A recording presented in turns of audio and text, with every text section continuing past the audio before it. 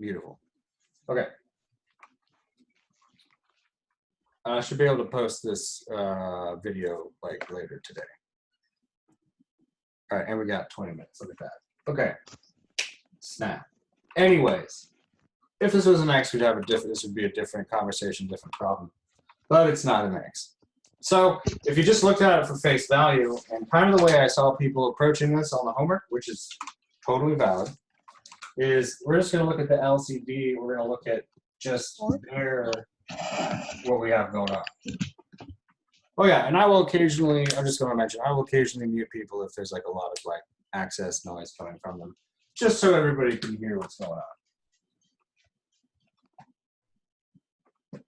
So LCD, of course, we have part of the denominator should be x minus 4. And then the other one should just be 4 minus y. So now we need to make friends. So I'm going to multiply top and bottom of this by 4 minus y. And top and bottom of this by x minus 4. And cool. Now let's see. Well, we know in the end, we know the denominator is going to be x minus 4 times 4 minus y. But now we need to figure out what's going up on top. I'm going to make this nice and long. So we have 4x times 4 minus y. And what's the other one? Minus, okay, this is also important, is how this goes. This is going to distribute once we're done. And this is, oh, is that 16? Like, all right, that's not that bad. Minus 16 times x minus 4. Okay, so now what I'm going to do is I'm going to just FOIL this out like just above it. So 4x times 4, not too bad, 16x. Minus a y, so 4x times negative y is going to give us a negative 4xy. Minus whatever comes out of here. Now remember, you need to distribute that negative. That's important when it comes to fractions. It just comes up a lot. It's easy to forget. So I'm going to keep this negative sign out. So I'm going to do 16 times x, which is 16x. And then 16 times negative 4, which I'll be all calculated for the time being, is negative 64. All right, all of this over x minus 4 times 4 minus 1. Look at this. So, focusing just right now, I'm going to ignore the denominator for just a second, just so I can focus on simplifying the top part. Now, let's see. This becomes, oh, interesting. So this becomes, distributing this negative gives me, well, I'm going to rewrite this, negative 4xy. Distributing this negative gives us a negative 16x and a positive 64. From some of the astute observers here might notice we have a positive 16x here. We've just created a negative 16x. So these cancel. And once again, just still simplifying the numerator, what we have is 6y minus 4xy as our numerator. Nope, that's not a 6y, that's a 64. I'm an idiot. All right. Sorry about that. Okay. Now let's see. We could pull something out of that. We could pull a 4 out, which is fine. Feel free to do that, like when you answer this question. But well, actually, let's see what happens. No, nothing exciting is going to happen. We pull a 4 out. What we're left with is 16 minus xy. And that doesn't do much because this was only the numerator we were dealing with, and our denominator hasn't changed. It's still x minus 4 times 4 minus y. And if y'all can see that to some greater or lesser extent, that's our answer. Now, a lot of stuff happened just then. Questions?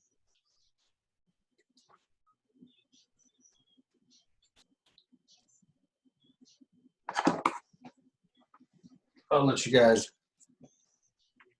digest.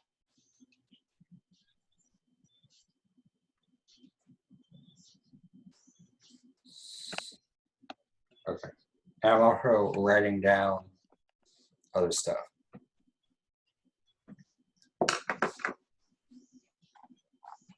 Dope.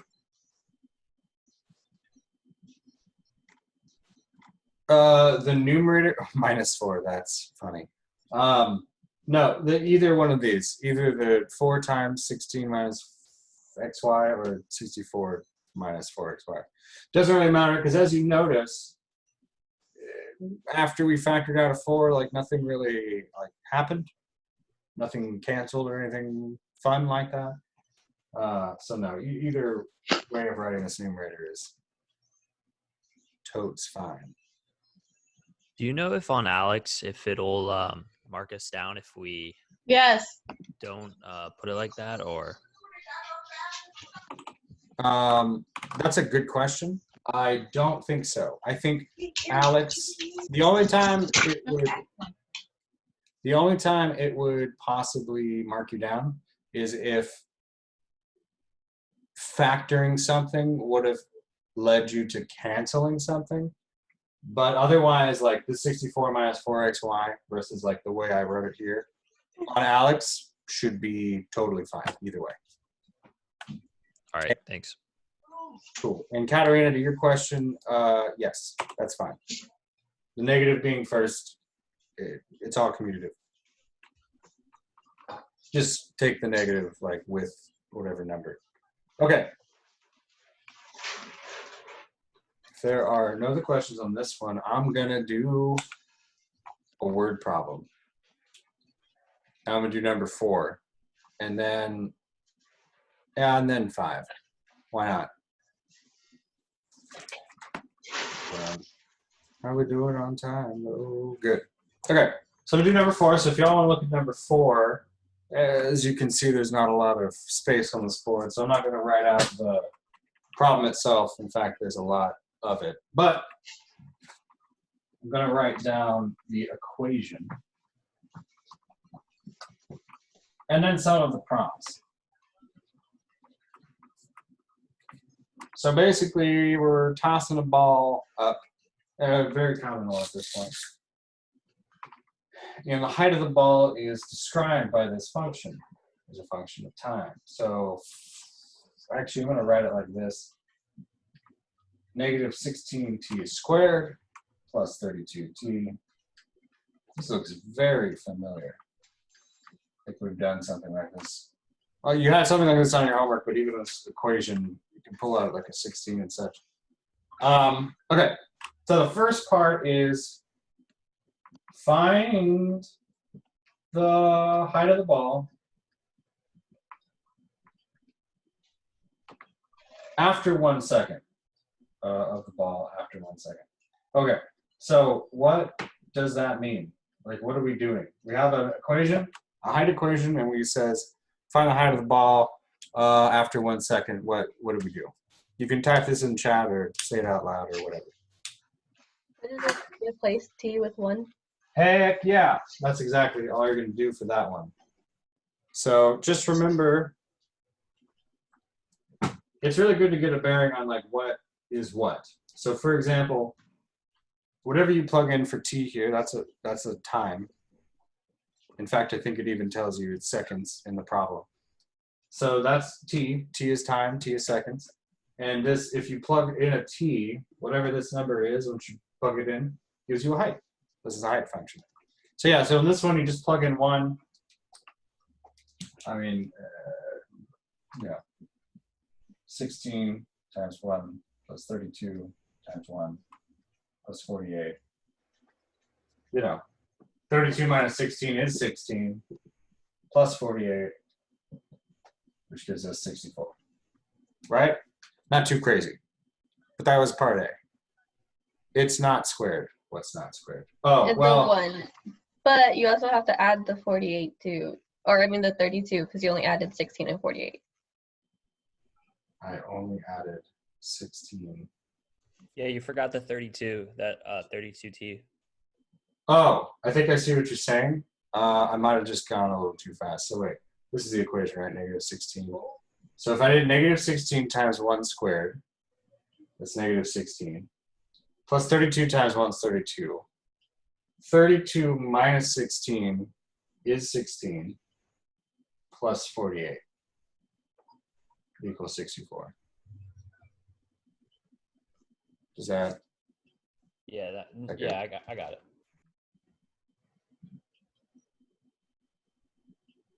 You're happy, Kiana? Oh yeah, sorry. All good. Okay, so that was the first part, not too crazy. Now B, you're gonna swear to goodness gracious. Well, okay, you might not see it on this upcoming exam, but you will see something like this in the future. If not in this class, future classes. So then B is asking how long till it hits the ground. Basically this, I'm just gonna say it hits ground. I'm gonna say hits ground at t equals question mark. Now, this is a height function. So when a ball hits the ground, what happens is its height is 0. That's it. So the height is 0. So what, and notice it's asking how long will it take? How long? Well, t's are only time variable in this case. So that's how we know we're looking for a t for show. We're given a bit of information of the height when it reaches the ground. So here's our height function. So what we're going to do is we're going to stick, instead of sticking something in for time, we're going to stick something in for the height. So 0 equals this whole thing.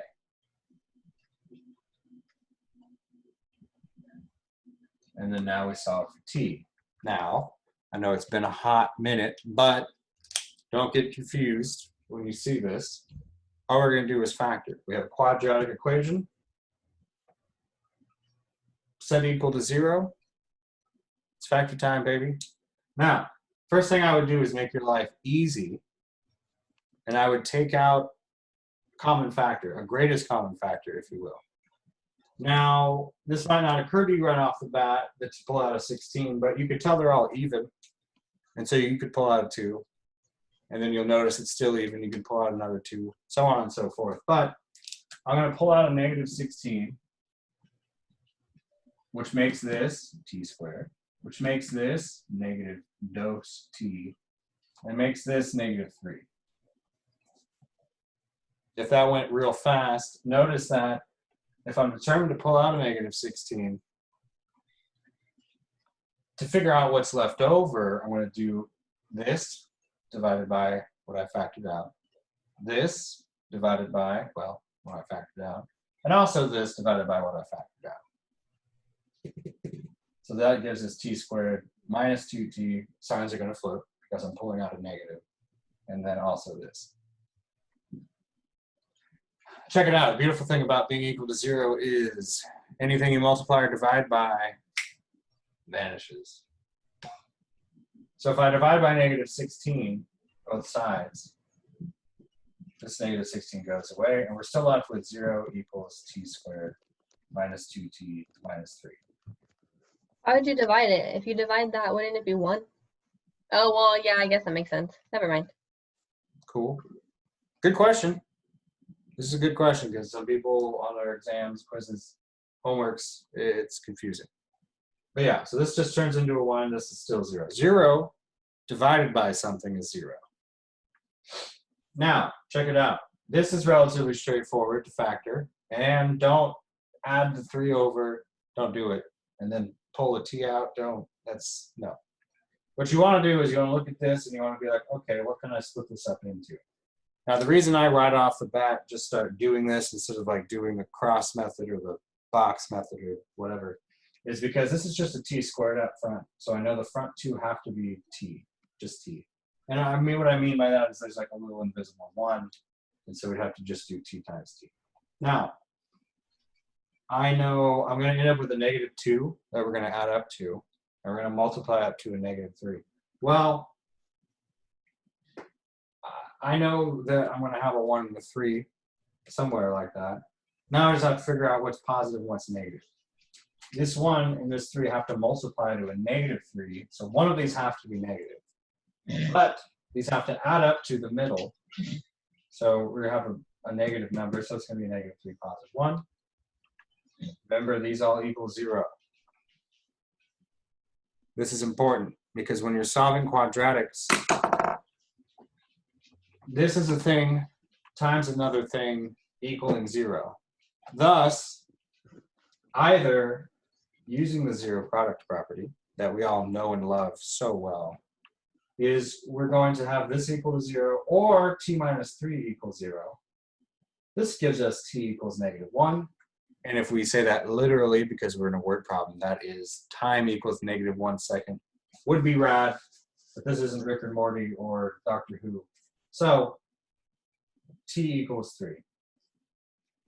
+3. So after 3 seconds, the ball's gonna fall and land on the ground, or in the ocean, or whatever. How cool is that? Any questions?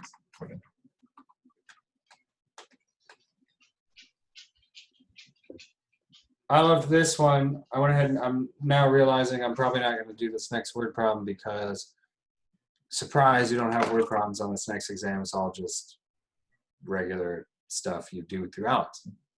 But this had some little factoring action, and this part right here is really important. But for the sake of time and studying and stuff, I'm gonna skip that next word problem. All right. I have a question. Please. If you didn't factor out the -16, right here. would you still get the same answer, or would it be different? Totally. It would just be way, because then you'd have to factor this out. You'd have to do this to this. It would be the exact same thing. You'd get the same answer. It'll just be harder to do, like long story short. Okay.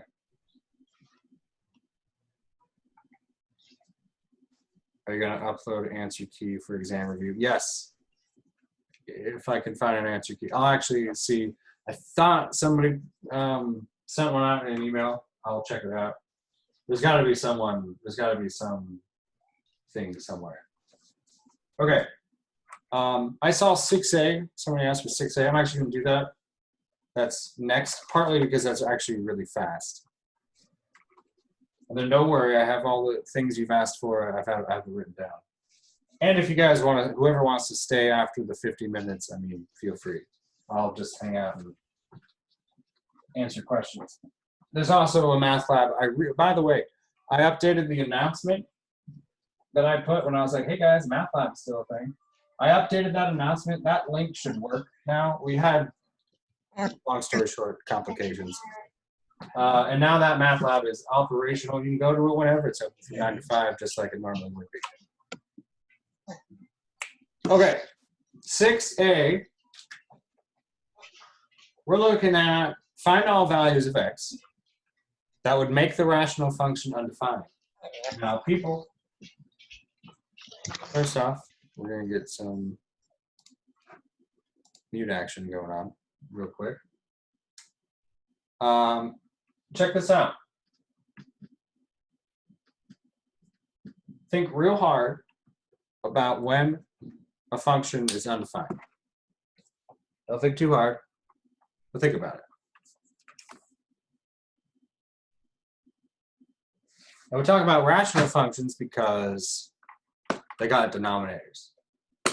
So the only time a rational function would be undefined is whatever x values would make the denominator 0. So find all values for x that would make the rational function undefined. Well, the rational function is undefined when this equals 0. And when I say this, I'm going to always be referring to the denominator. So I want to know for what values of x this is 0. So now I'm going to solve. I'm going to factor. Now, in this case, I could just factor out an x from both of these. Oop. And that leaves me with 3x plus 4 equals 0. Now, once again, just to remind ourselves, we're looking for when the denominator is 0. So right off the bat, what we can look at is, since this whole thing is equal to 0, this is x times this. We have the zero product property that tells us if we have two things multiplied, it equals 0. Then either the first thing being multiplied is 0, or the second thing is equal to 0. Now, right off the bat, you can see x equals 0. That's pretty straightforward. And in fact, if you plug it in here, right off the bat, 3 times 0, that's 0. Plus 4 times 0, that's also 0. 0 plus 0 is 0, making the whole denominator 0. And then you have the other one. So I mentioned that because that's the one you probably could have like guessed. You probably could have just looked at it and be like, oh, well, 0 is an x value that will make it 0. But we need to solve for this last part, which of course is if we subtract the 4 over, we'll have -4, -4, and then we divide both sides by 3. So here's the two x values, x equals 0 and x equals -4/3, that make the rational function undefined. Is it going to ask you for 2 answers for that? Yes. Yes. Most likely you can probably put x equals blank, comma blank. Oh, I don't know how they usually ask. Or x equals blank, comma, x equals blank. Okay, and then we did 7c, right? Yes, we did. And I'm going to do 8b, but I'm not going to lie, it is basically 1250. So if you guys want to stick around and watch this, be my guest.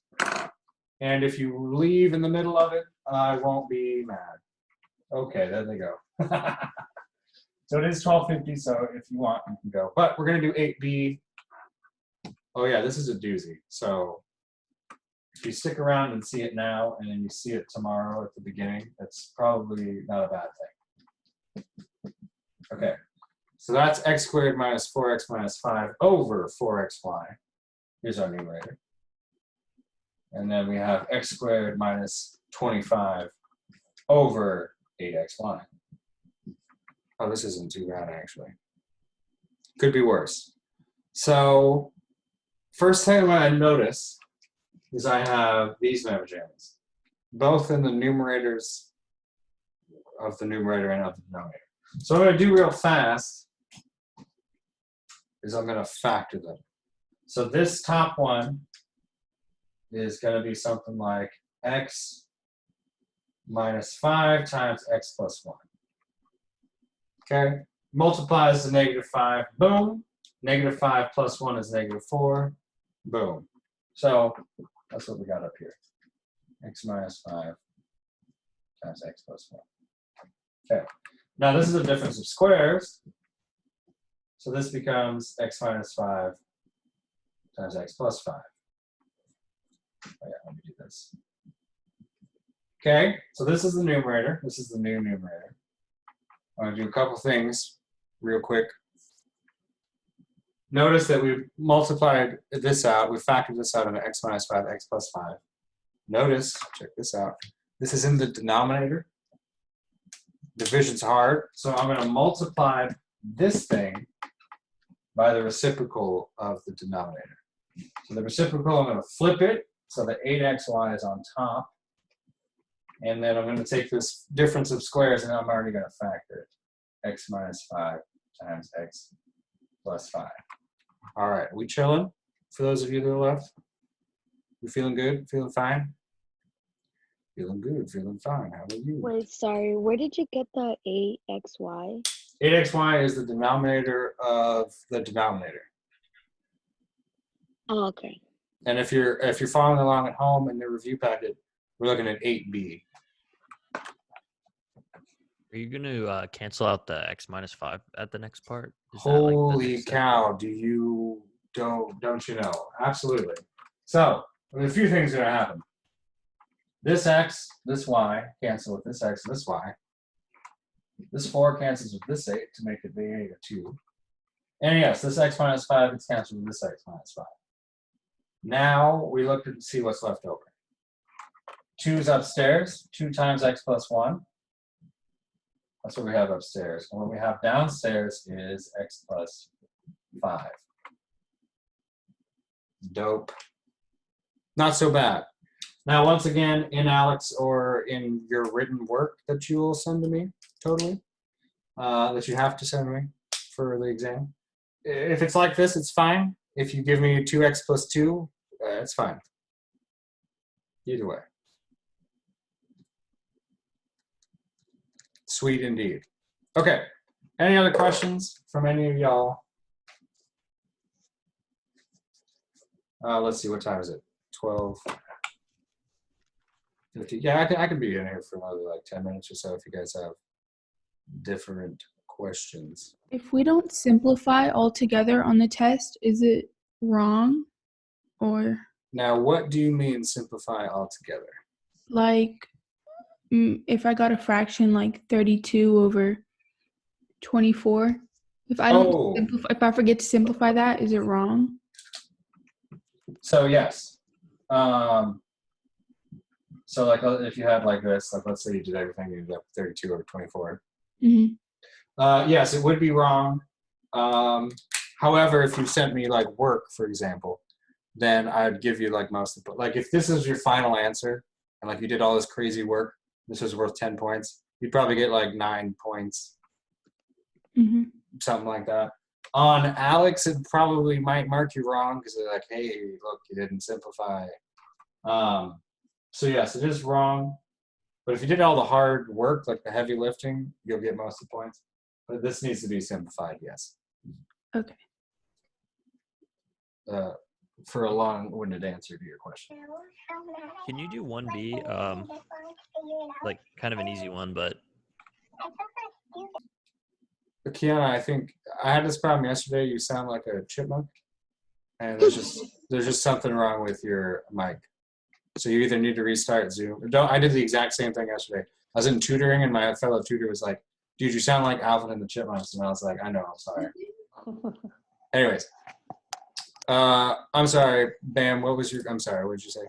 I was gonna say, can you do 1B? It's kind of like a easy one, but Oh, I don't know why it's like throwing me off. Oh, that's all good. That's why we're here, dog. 1B, factor completed. Okay, this is why. Just don't. Well, what do you have a sense of what might happen? Well, like I'm not really sure. Like I see that 8 is the same, exponent. Yeah. And I was thinking like maybe I can take like x minus 7 to this x minus y to the 7th out, but I don't know if that would be right. Okay. Here is what you want to do. So first off, there's a minus. That's actually super important. Second off, this is x to an even power minus y to an even power. The reason that's a big deal is because I can rewrite this as something being squared. Ooh, check this out. This is x to the 4th squared minus y to the 4th squared. Now I bring this up because our little difference of squares shortcut looks like this. If we have something squared minus something squared, we're just going to write a minus b times a plus b. That's our like formula, basically, our shortcut. So I see something squared minus something squared. So what's being squared? X to the 4th is being squared. Y to the 4th is being squared. So I honestly just go back to my difference of squares. This was to the 8th. A squared minus b squared equals this. This is x to the 4th squared, y to the 4th squared. Okay. Okay, check it out. Minus sign. Even powers. Uh-oh.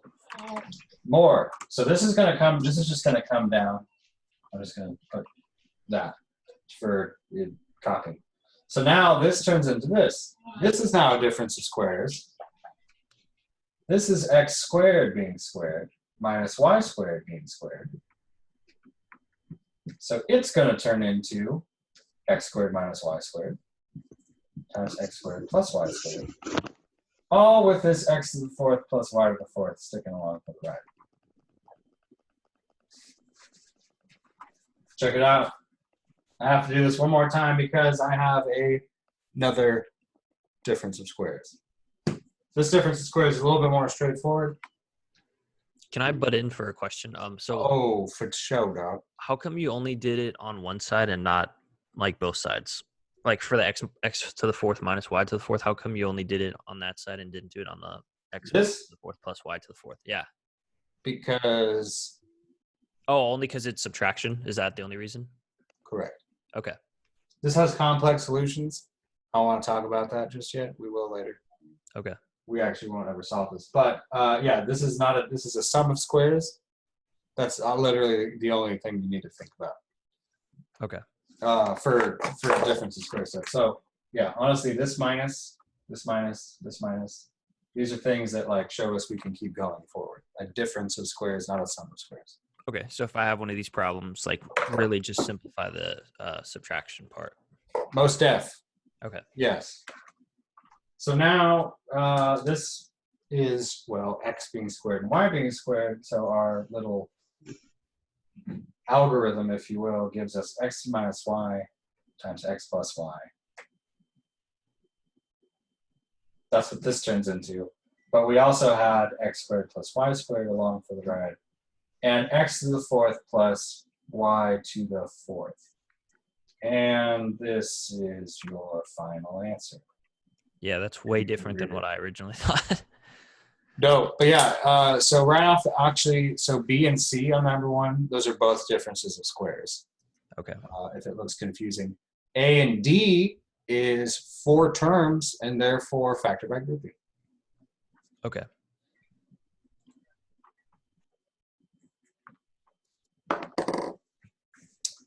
All right, folks. What time is it? Sweet. Any other quick questions I can grab from y'all? I'll try to post the answers to this possibly tonight, maybe tomorrow. More likely tomorrow. Did what you do else? 8? One of the 8 problems that someone asked earlier already? Or One do of you leave that for the tomorrow? problems. It's I think like it was 8B. oh, okay. Yeah, we did 8B, just like right before this problem. Yeah, why not? This is a common one. In fact, this would probably be, even if you guys like see this one again tomorrow, which nobody's asked for this yet, I don't think. It won't be bad for you or for me. Because this is a commonly, very, very commonly missed question. Because people don't know what to do with negative exponents. So, Oh, is it A? so Is yeah, it we're A? gonna do A to A. Okay. Because A, like C, people can like, for the most part, get through. Well, D maybe not so much. But why this one destroys people? Oops, that's to the -1. That's why it's -1. Because they don't know what to do. They just don't know what to do right here. For example, like a lot of people on the homework, they're just like, oh, I don't know. Here's our numerator, and here's the denominator. Just multiply by xy, I guess. I don't know. And that's totally wrong. So here, first thing you need to know is how to rewrite this. Mm-hmm. And honestly, after that, it kind of becomes a basic complex fraction problem. So this is 1 over x minus 1 over y. And that's a big deal. That's actually the biggest hurdle. So this is x to the -1 by itself, separated by addition. And this is 1 over y. Same thing downstairs. 1 over x plus 1 over y.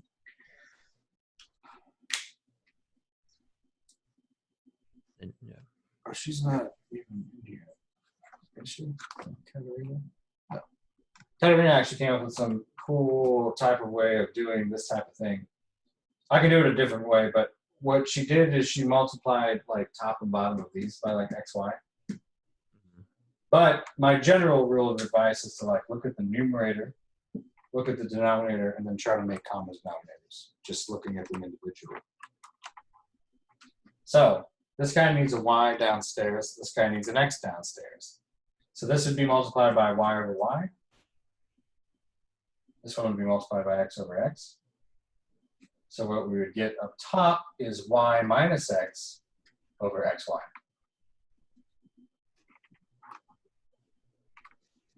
I did that kind of fast. Does that make sense to people? Yeah. And then it would be like the same thing for the bottom, basically. Exactly. So same thing for the bottom. So this needs a y plus x over xy. Snap. Now we can flip and multiply. So here's the denominator. So I'm going to rewrite the numerator real fast. Here's the denominator. I'm going to flip this over such that the xy is on top and the y plus x is on the bottom. And now multiply that reciprocal. These xy's cancel. And then we have y minus x over y plus x. Alakazam. Done. Don't try to cancel anything at this point. There's a bunch of addition and subtraction. Don't do it. And you're done anyways. This would be your final answer. If you're doing one of these, but it's a multiplication, and let's say it's like x to the positive 1 times y to the negative 1, would you put everything over y for that, or? Okay. Good question. Because I know like multiplication and division are different because like you have to like Are completely. they though? No, you're right. That's a good question. I'm going to touch on that in just a second. I just want to know if does anybody have questions on this? A-Day. I think we're good. Okay. Bam, let's get into it. And for the rest of y'all, this is the last thing I'm going to do, and then I'm going to go do my homework. Okay. Check it out. So your question, hold on, I think was x times y to the negative 1, something like that? Yeah. And then what is this over? Anything special or just by itself? Do you care? We could just put over just the flip of that's like x minus 1 times y or whatever. Okay. Something like that? Yeah. So, I'm glad you're mentioning that you're talking about this, because the stuff you did on the first exam, when it's just multiplication and just division, this actually plays out really nicely and really easily. Mm-hmm. So, I mean, we could, if we wanted, looked at it like this.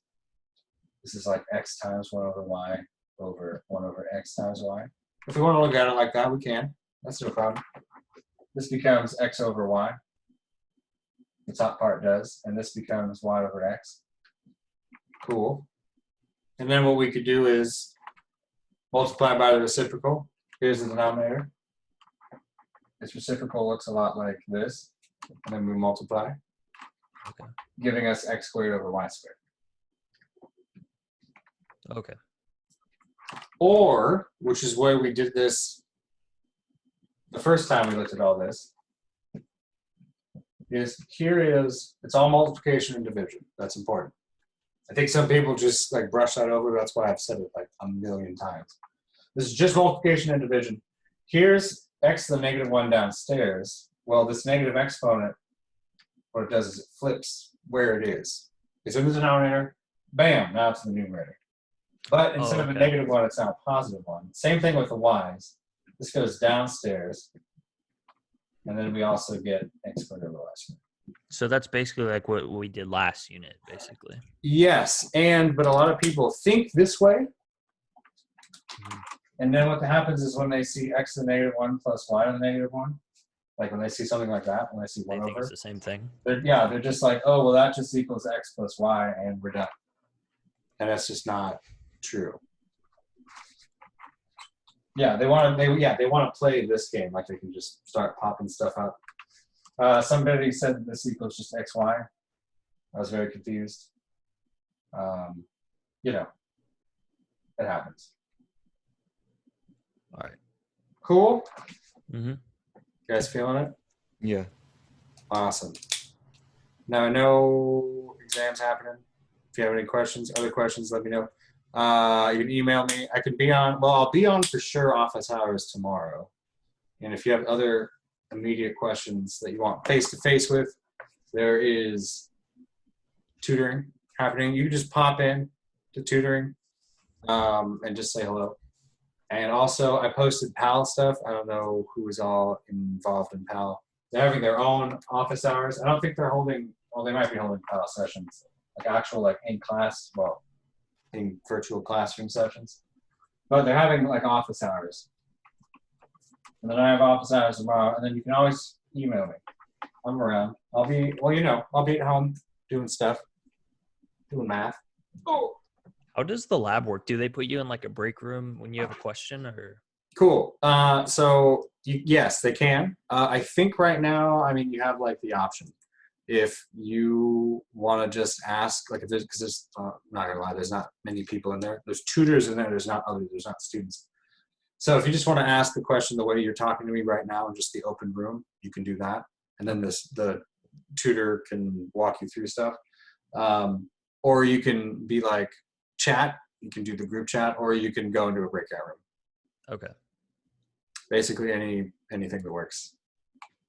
All Yeah, right. especially if it ever got busy, like even in like if there was 9 people the way there is and 8 people the way there is now, they would probably just do breakout rooms just so like not everybody's trying to like talk over each other and answer different questions at the same time.